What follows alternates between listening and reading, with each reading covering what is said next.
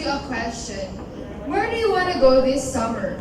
So, probably you'll be thinking about Boracay, Palawan, and Bohol. But we want you to change directions and go north. Because in north, there's a lot of amazing places that you can visit. So, since we don't have the ecotourism spot, particularly to my municipality, which is Maribeles, so I'll be discussing the Bataan Nuclear Power Plant, which is located at Morong, Bataan. So, ever since they realized that we have many sustainable energy that we can use, like windmills or solar power, they decided to close the Bataan Nuclear Power Plant, and it became a ecotourism spot in Bataan. If they allowed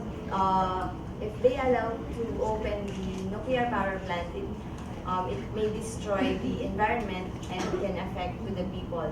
So the problem is, how can we promote the ecotourism site in Bataan, sorry. We started, especially the student at Bataan Peninsula State University, on creating a video. It is a video presentation which features the spots that we have in Bataan, which is also in nuclear power plant. It shows the natural resources that we have there. So another one is the Pawikan. Okay. So, in addition to what she is saying, so Bataan Nuclear Power Plant is a part of an ecotourism tour program of the Green Asia. So, in order to provide awareness of how Bataan Nuclear Power Plant affect or could possibly affect our environment. So, aside from the fact that nuclear power plant is not really, sustainable in the sense that it's nuclear, but they provided alternative solutions into opening their minds into how renewable energy can be a possible means of providing alternative solutions to energy instead of opening the Bataan nuclear power plant. So that's what she is talking about. And in addition to that, the Pawikan Conservatory Center is part of the ecotourism project also of Green Asia. So they provided an eco tour for tourists to include it, and at the same time use it for people to open their minds also that there are there are programs which is yung Bantay Pawikan na nagki-cater dun sa mga marine turtles para maging mas open sila na hinahatch ng yung eggs, pinoprotektahan yung eggs ng marine turtles na to para instead of making these Pawikan Conservatory Center na na para mas hindi siya maging illegal para sa mga tao, kasi yung ibang mga tao dun sa area ginagamit to in such illegal ways. Ng Mount Pinatubo. But yung Mount Pinatubo na yun, when it erupted, marami siyang nagawang falls. I think Port Pampanga has 3 falls. And when we had our thesis before, we went to the ITAS into the mountains, and then we asked them what is their eco-tourist spot, and then they said the Miami Falls. And then I asked the main problem is the accessibility for the tourists. And I think as a Miss Philippines candidate, we can coordinate with our own municipality mayors to provide a transport for the tourists. That we are not as familiar of the places that we have here. Many of you have heard of Boracay and Palawan, and that's because not necessarily they're the nicest places to go here in the Philippines. I think some of you would also might even say that your places are more beautiful than Boracay or Palawan, but I think it's because it's well promoted. And we can't promote it if we ourselves haven't been there. And my suggestion is going out there, travel and explore, and go to places that you haven't heard of before, and you'd be surprised what you'd find. Yes. With that also, we came up with a challenge that information and technology can be a powerful means to promote ecotourism. Because right now, since it's summer, so she started out now, where do you want to go this summer? So we can provide like a doable and realistic ways to promote ecotourism, especially in northern Luzon, to make use or make productive use of social media skills in order to provide awareness and to foster greater ecological awareness to the people or for the future visitors as well.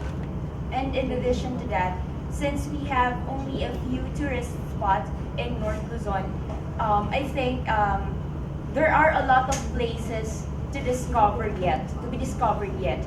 And one thing that we should put emphasis on is educating the people on how to take good care of their surroundings, of their environment, and how to preserve what we have. And the best place to begin is within the four walls of the school. Our best audience is our youth today. We should teach them how to take good care of our environment, like what we did when we were in high school. When we were in high school, there's a day within a week that is dedicated to cleaning the trash outside or educating the cultural minority, or what we famously known as the ITAs. We teach them how to plant trees and to avoid what we know as the kainin system, or the way they cut trees just to plant their crops in the places around them. So, you may not know this, but even if we're actually in the middle or in central Luzon, we do have waterfalls and breathtaking views of rice fields and a river. And so, what I would suggest to do to promote your tourism is to simply take pictures of it and post it online to promote it to other people, because tourism will not only add more tourist spots in the Philippines, but it actually generate more jobs to the locals. And so there. Before I move on to how I think we can promote tourism in Northern Luzon, I would like to sell one of the areas north of my city, Locos Norte. This is the Adams Wildlife Critical Habitat. It was recently declared as an ecotourism spot by DNR just December of last year. And this 3,250 living museum of biodiversity is beautiful. It has exotic flora and fauna that would put shame to James Cameron's Avatar. It's that beautiful. And we don't know that. We haven't seen it. We haven't experienced it. But there are so many things you can do here. One is trekking, hiking, doing triathlon, and one sure thing to promote this for me is, since we've recognized how unique this place is that we create an ecotourism experience for the ecotourists that is unique and different.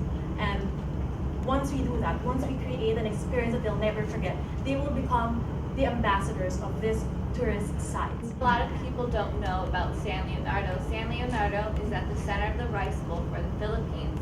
And with its extensive amount of rice that supplies our livelihood in gorgeous rivers, it can be a perfect place for ecotourism. But unfortunately, our rivers have been recently polluted due to improper disposal of waste. There's a lot of houses along the banks, and they just throw their waste into the rivers. But my municipality has taken the first step, and they have built rock walls along the river, so people can no longer throw their waste. The second step that we should take is to segregate waste properly. Once we do that, we can then see our waters being cleared, we'll see more livelihood of fish, and our crops will have more enrichment of water. And once we teach people how to segregate their waste, then we can teach them to reduce, reuse, recycle. They can reuse their paper. If they're not using their clothes, we can give them to the homeless, and the plastic we can then turn into solar lights. The So the next time you plan on having a nice trip, a bountiful and fruitful trip, why not going north? Because at north it's It's more fun in north.